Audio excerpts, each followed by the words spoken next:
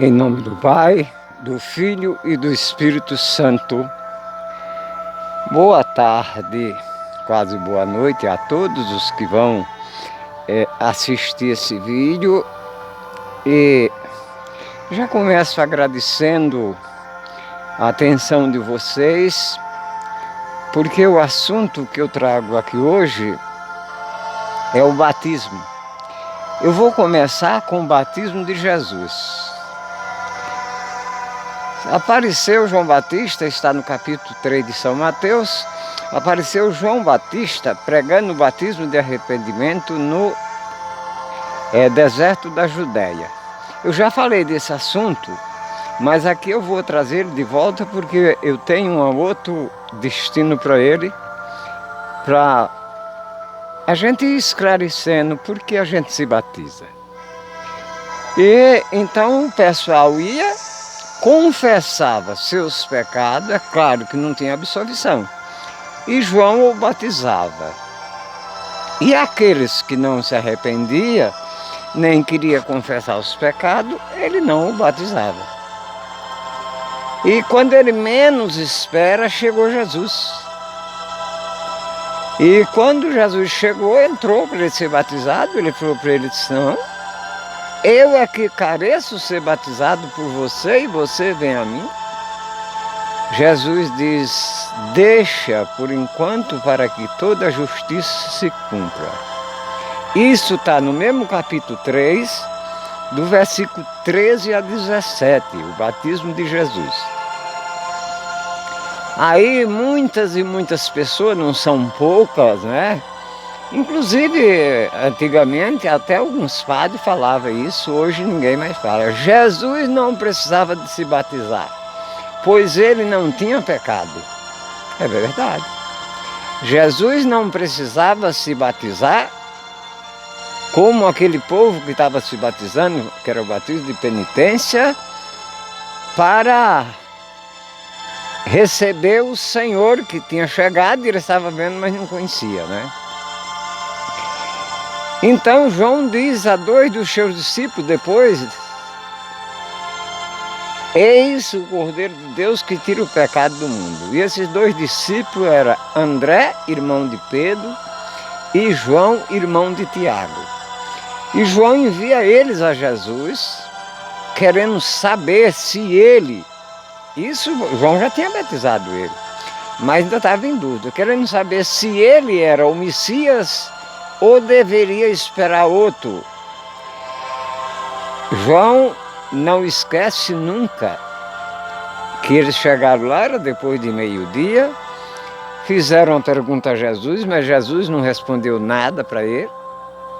Por volta das 4 horas da tarde, eles com medo, muita gente que cercava Jesus, eles foram tornar a fazer, Senhor, onde moras? Ele diz, vinde e verde.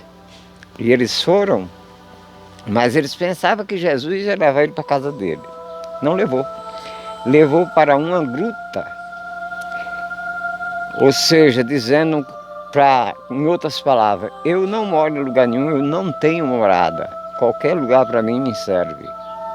Tamanha era a humildade do Senhor. E os apóstolos passaram a noite escutando ele pregar.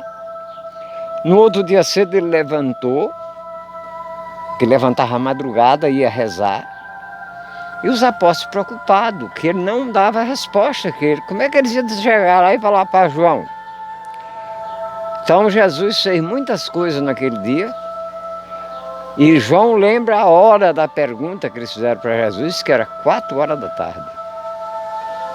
Então, no outro dia, mais ou menos por volta do meio-dia, ele chamou os dois discípulos de João e diz o seguinte, vão e fala para João que é chegado o reino do céu.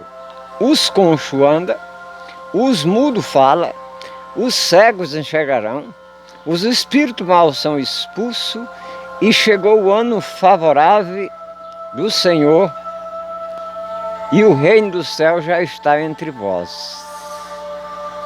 E os discípulos saíram dali sem entender nada, não sabiam o que dizer para João. Então, quando eles chegaram, João perguntou, o que é que ele falou? Disse, olha, ele falou, mas não falou nada. Mas nenhuma, não, nós damos 2 vezes, não respondeu a pergunta. Mas ele não me mandou falar nada, ele mandou falar uma coisa, mas não tem sentido. Ele mandou falar para o Senhor que os cegos enxergam, os mudos falam, e nós vimos isso acontecer, os doentes serão curados, chegou o ano favorável e o reino do céu já está entre nós, e o ano favorável aos pobres. João Batista falou, então, é eles. Mas vamos voltar ao batismo de Jesus. O batismo de Jesus, como tudo em Jesus é mistério, é cercado de muito mistério, mas tem uma grande importância. Se Jesus não se batiza, se ele não vai batizar, como todo mundo, só para vocês verem como que é a coisa, se Jesus faz igual a algumas pessoas, não vou me batizar porque eu não preciso de batismo, né? Se ele não se batiza, ele ia salvar as pessoas, mas só dali para frente. E todos aqueles que já tinham morrido antes, ninguém estava no céu, ninguém estava no paraíso. A porta do paraíso foi lacrada e trancada quando Deus expulsou Adão e Eva do paraíso. Então, se Jesus não se batiza, quando ele foi buscar aquelas pessoas que estavam não atormentadas, mas estavam no abismo, chamado Seio de Abraão, ele não tinha como pegar eles, porque o diabo não ia deixar, ia questionar. Então, Jesus se batiza para salvar aquele povo do dilúvio, Jesus se batiza para salvar aqueles egípcios que nem todos eram maus e nem todos estavam ali porque queria. Jesus está ali para salvar todos os de outrora, inclusive Abraão, Jacó, Moisés, Elias, Davi, Débora, Melquisedeque, Gedeon, Jefferson, Samuel, todos os homens que foram pessoas amigas da confiança de Deus, não estavam salvos, não estavam no inferno, mas era perto. Onde eles estavam, o lugar se chamava Seio de Abraão. A gente pode ver na parábola do pobre Lázaro, né? Quando ele diz que olha para cima, ele está nos tormentos, né? Olha para cima e diz: Pai Abraão, manda que Lázaro molhe a ponta do dedo na água para me refrescar a língua, que essas chamas me atormentam. Abraão diz: não, filho, não tem como. Há entra um abismo entre nós e vós. Os daqui não atravessam para lá e vocês não podem vir para cá. Além disso, eles têm lá os profetas e Moisés. Diz, não, pai Abraão, mas manda ou no caso Lázaro, ele queria atormentar Lázaro, né? Se Lázaro for, eles vão acreditar. Ele diz, se eles não ouvirem Moisés e nem os profetas, nem tampouco acreditarão que o morto ressuscita. Então, o batismo de Jesus tem um grande significado imenso. No batismo dele que ele começa, ele não resgata aquele momento, mas ele começa a resgatar. Lembramos que Jesus foi crucificado entre 2 malfeitores, e um deles se chamava Dimas. E o que é que Dimas fala? Senhor, lembra de mim quando chegar no teu reino? Jesus diz, hoje mesmo estará comigo no paraíso. Hoje. E aí nós levantamos uma questão, né? Como hoje? Sim. Hoje mesmo. Jesus morreu, como qualquer ser humano. O que é a morte? A morte é a alma separa-se do corpo. Porque nós temos 2 corpos. corpo terrestre e corpo celeste. O corpo terrestre a gente vê, está aqui. Que quando nós morremos, é restos mortais, vai para o cemitério, ou outros queimam, né? Eu morro de medo de crematório, eu quero ser enterrado mesmo. Sei lá, eu não entendo muito, pode ser que seja o inferno. E Jesus morreu de verdade. Foi crucificado, morreu de verdade, a alma se separou do corpo. E naquela mesma noite, enquanto o corpo dormia, morto, né? O corpo celeste de Jesus desce. Quando nós rezamos o Creio em Deus Pai, desceu as mansões dos mortos, tem muito nome, mas eu não vou falar dos nomes, porque são nomes científicos, não dizendo nada. Ele desce para resgatar todos aqueles que já estavam, eles não estavam atormentados, o diabo não tinha poder sobre eles. Jesus não desceu lá pedindo, né? Desceu o corpo celeste, que é a alma, mas a divindade de Jesus, a distância não separa, porque morreu, a alma separa-se do corpo. Então a alma é chamada de corpo celeste. Mas a divindade do Senhor, à distância, não largou o corpo e nem a alma, manteve a alma. Ele está morto porque a alma está separada do corpo, né? Então está o corpo celeste. Mas a divindade dele, enquanto ele fazia tudo isso, mantinha o corpo dele ligado, né? Ligado na divindade. E ele desce como rei, como poder. E os primeiros que ele resgata é Abraão e Eva. Imagina a alegria. E os outros não estavam atormentados, mas a tristeza deles, a angústia era profunda. Porque eles eram amigos de Deus, mas não tinha salvação antes de Jesus. Antes de Jesus não existe salvação. Eles estavam num canto, como que esquecido, todos. E ele foi buscar todos aqueles que estavam esquecidos. Restaurou. E quando ele expulsou Adão e Eva, Deus colocou dois anjos com espada flamejante para que ninguém entrasse. Então ninguém mais entrou, a não ser aquela noite, enquanto Jesus estava sepultado, não estava descansando, não. O corpo estava morto, mas o corpo celeste estava trabalhando. Então ele levou todo aquele povo, aquela noite mesmo, restaura o paraíso. Então ele volta. Vamos ver que Jesus morreu sexta-feira, né? E ele volta a tomar o seu corpo no domingo, ninguém sabe a hora. Aonde? No momento que ele morreu, houve um terremoto. O tempo, todo mundo sabe, o tempo escureceu, houve um terremoto. E esse terremoto, muita gente viu os sepulcros de Jerusalém se abertos e os mortos desfilar na rua.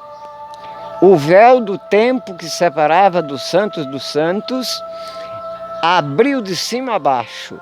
Mas o que é que tem a ver terremoto com pano, né? Era um pano? Porque o templo era assim, primeiro tinha o pátio de Salomão, o pátio não sei das quantas. Depois tinha a sala onde ficavam os gentios, podia chegar, ou seja, os que eram pecador, para eles, não era deles, era... a outra que ficava as mulheres, que não podia estar junto com os homens, uma outra salão grande onde ficava só os homens, um outro apartamento, outro local que só ficavam os sacerdotes e o sumo sacerdote, e o santo do santo, onde tinha essa cortina, que rasgou-se de cima embaixo, dizendo, olha, isso acabou, o que era velho acabou, agora começa tudo novo, isso aqui não tem mais nada a ver com nós, né? Abriu de cima embaixo. Então Jesus faz esta grandeza desde o batismo dele, que ele já vem fazendo tudo, porque ele sabe que vai chegar a hora que precisa e ninguém vai questionar ele. Por isso é que São Paulo fala: todos os joelhos se dobrarão, no céu, na terra e no inferno. Todas as línguas confessarão que Jesus Cristo é o Senhor. Bom, falamos um pouco do batismo de Jesus. A grandeza do batismo de Jesus é a salvação do povo de outrora. Quer dizer, ele não tinha pecado, mas ele morreu por todos os pecadores. O batismo dele é que vai perdoar os pecados daquele povo. Apesar de eles serem amigos de Deus, mas eles tinham pecado.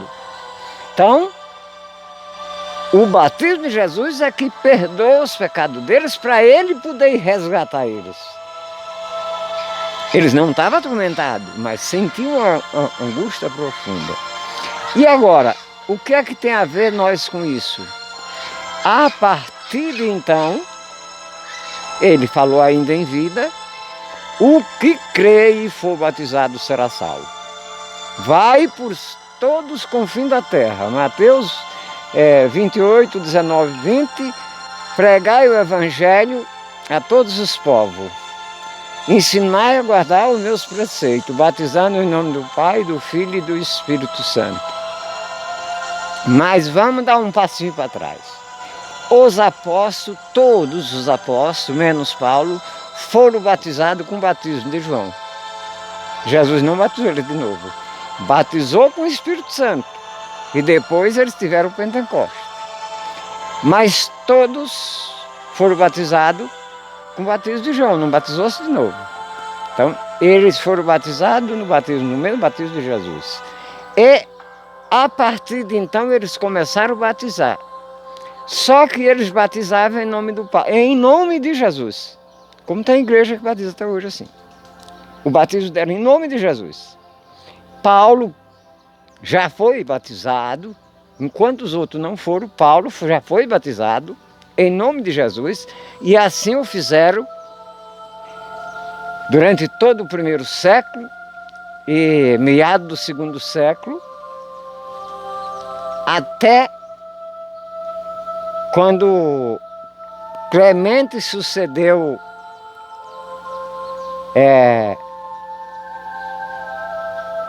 um outro bispo, né? Lino sucede Pedro, depois o outro sucede Lino, e Clemente sucede Anacleto. Clemente diz: não, esse batismo está errado. Nós vamos começar a batizar do jeito que o Senhor ensinou, em nome do Pai, do Filho e do Espírito Santo. Então isso já é meado do segundo século. Foi a partir daí que também começou um novo trabalho para converter os cristãos, e convertia de verdade. Aí começa a batizar em nome do Pai, do Filho e do Espírito Santo. Isso é o segundo bispo de Roma, o pontífice, como nós quiser chamar. Depois a igreja vai chamar tudo de Papa. Mas os 400 primeiro ano, até quase os 500, eram chamados bispos de Roma. Depois é que a igreja vai chamar de Papa, mas era chamado bispo de Roma, né? E eles tinham bispos, presbíteros, não eram ordenados, era escolhido.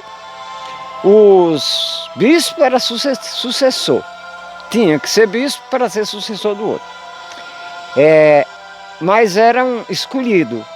Paulo que começou a fazer essa escolha: diáconos, presbíteros e bispo. Mas no cristianismo do segundo século, para frente, quando começou o catecúmeno, todo mundo se vestia igual, a não ser o diácono, que já tinha, não era chamado de estola, ele tinha aquela faixa larga, porque na ponta tinha sacola onde ele pegava os alimentos para distribuir para os pobres. Era a única diferença que tinha. O resto tudo se vestia igual, todo mundo pregava o evangelho. Havia uma diferença de funções. O presbítero rezava a missa com o auxílio do material do bispo, e o bispo rezava a missa sem auxílio de ninguém. Então, quando você for na igreja, você dá uma olhadinha na hora da consagração, que o padre tem uma hora que quando ele termina, né, já quase no final, que ele parte o pão, que é obrigado a partir. Presta atenção que ele quebra um cantinho e joga no cálice. Era assim que os presbíteros podiam celebrar a missa. O bispo celebrava a missa, como era com pães, então forrava na mesa, mas ficava muito fragmento e tudo consagrado. Então ele juntava aqueles fragmentos e mandava para as comunidades onde não tinha bispo, só tinha os presbíteros. Então eles celebravam o santo sacrifício, eles consagravam o pão, mas o cálice só consagrava se ele jogasse um pouquinho daqueles fragmentos. Então até vocês podem ver que o padre, um dia eu ia perguntar para o padre por que quebrava aquele cantinho da hóstia, mas não precisei, estudando eu descobri, né? O padre daqui não joga, ele em vez de jogar no cálice, ele toma, nele mesmo toma. Então, gente, são coisas finíssimas. Agora, nós precisamos ser batizados, né? Uma outra coisa que Clemente criou também, porque o matrimônio continuava sendo no ritmo judaico. Ele falou, não, nós somos cristãos, não estamos mais no judaísmo. A partir de agora, o casamento é feito na presença de um presbítero, é celebrado na presença de um presbítero e com testemunha, que são os padrinhos que até hoje tem, né? Então, é sacramento. Mas se fala pouco, durante o tempo todo, se fala pouco do sacramento do matrimônio. O que vai se falar é de 3 sacramentos de iniciação: batismo, crisma e primeira Eucaristia. Era 3 anos de preparação e a coisa era bem complicada para eles então receber esse sacramento. E mais uma coisa, não podia cometer pecado, porque se cometesse um pecado,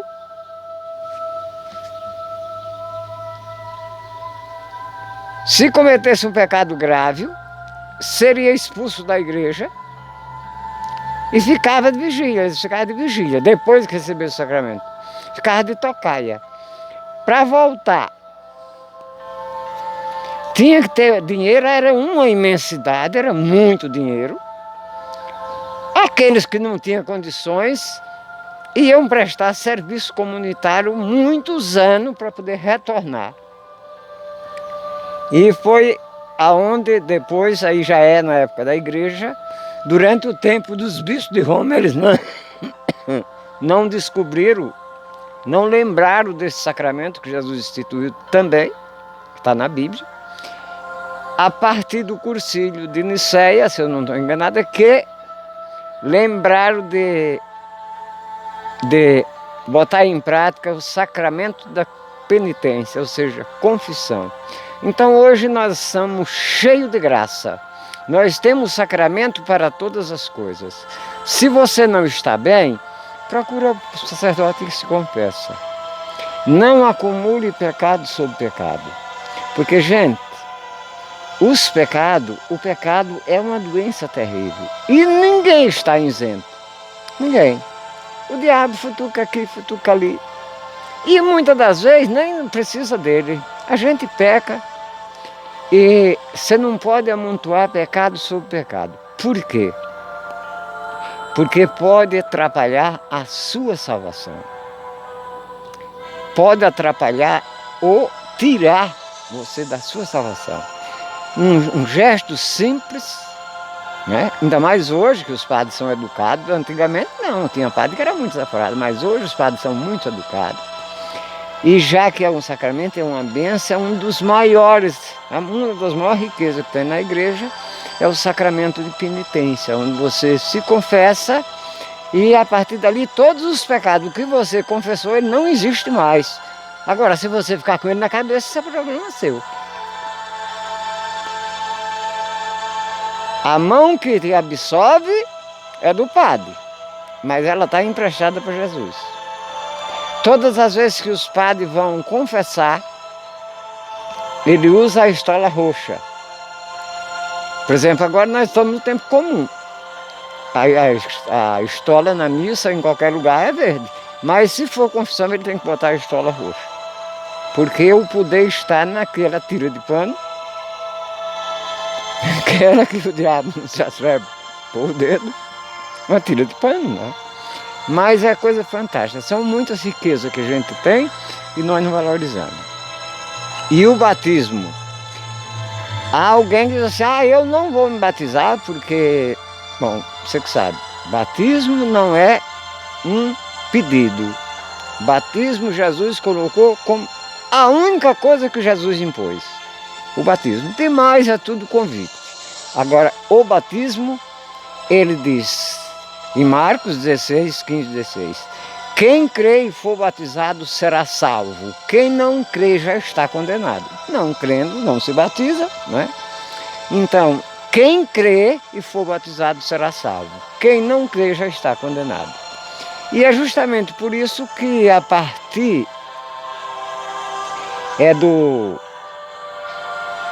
da junção da igreja com o Império Romano, quando o Império Romano declarou a igreja religião cristã, religião do Império Romano, então passado, todo mundo era católico, então começaram a batizar as crianças para que elas já cresçam na graça. Mas até hoje batiza adulto, quando há necessidade, tem alguém descuidou, não batizou, e o rito é um pouco diferente, né? O rito das crianças é um e do adulto é outro. Há batismo? Só um batismo? Não, há muitos. Há o batismo normal, que vão batizar espontaneamente. Há o batismo, no caso de morte, feito em casa, ou num lugar distante, que hoje ninguém mais aconselha fazer. Não aconselha fazer porque, se é caso de morte, qualquer batizado pode batizar a criança. Tem que ter padrinho. Batiza em casa. Mas quando chegar na igreja, tem que falar que foi batizado. Quando for fazer a papelada na igreja, tem que falar que foi batizado, para o padre não batizar de novo. O padre vai pura e simplesmente fazer os ritos, a unção com óleo, a unção do peito, a unção da testa e o pano branco que eles usam hoje mais a própria estola, né? Tem que ter. Ou uma toalhinha que alguém... Hoje já faz uma toalhinha branca, que é aquilo para enxugar a cabeça da criança, que também faz parte do rito do batismo. É alguma coisa que se perdeu, mas tem alguns padres que estão fazendo, pôr um pouquinho de sal na boca da criança. Já tem uns padres jovens que já estão fazendo, que antigamente era colocado. Sal também faz parte do rito do batismo. Então, é o batismo de desejo. Que batismo é esse? Se uma pessoa está numa viagem, está morrendo, não deu tempo a nada, e uma outra pessoa desejar, isso antes dele morrer, porque depois que morrer não serve mais, que ele está agonizando, e a pessoa desejar de coração, esse batismo também é válido, chama-se batismo de desejo. E há o batismo de fogo ou de sangue, que são os que são martirizados. O batismo de Jesus, o batismo dos apóstolos, o batismo de todos os santos que foram martirizados, é chamado batismo de fogo ou de sangue. Isso Jesus pergunta para João e Tiago, quando eles estão querendo saber quem é o primeiro. Vocês vão ser batizados com o batismo que eu vou ser batizado? Sim, Senhor. Vocês vão beber o cálice que eu bebo? Sim, Senhor. Pois é, vocês vão ver. Vocês vão ser batizados com o batismo que eu vou ser batizado, vocês vão beber o cálice que eu bebo, agora quanto sentar à minha direita ou à minha esquerda, isso não me pertence, porque aí o Pai já determinou, né? Ou seja, quem que está sentado à direita de Deus? Jesus. Quem que está sentado à direita de Jesus? Maria. Então, eles estavam querendo o impossível, né? Mas, gente... tomara que vocês tenham entendido tudo que eu falei aqui. Se não entendeu, a gente vai estar sempre falando desses assuntos, né? Para que nós saiba que tudo nessa vida tem jeito. Agora, se eu não quero, não tem remédio. Jesus, ele dá um jeito por mim, por outras pessoas, pelo padre, pelo bispo, pelas outras pessoas, ele dá um jeito.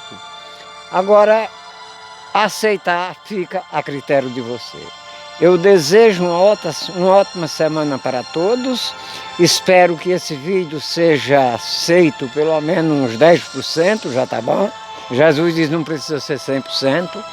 A função desse canal, São José I Santo, é essa, é levar a palavra de Deus, falar da grandeza de Deus, do amor que Ele tem por nós. Sempre terminando, eu desejo para todos os que assistirem esse vídeo e que aceitarem, eu desejo para vocês a paz de Jesus. Aceite e você terá. Obrigado a todos, uma ótima semana para todos e todas, para irmãos e irmãs, para amigos e parentes e para todos aqueles que assistem esse canal. Em nome do Pai, do Filho e do Espírito Santo. Louvado seja nosso Senhor Jesus Cristo, para sempre seja louvado.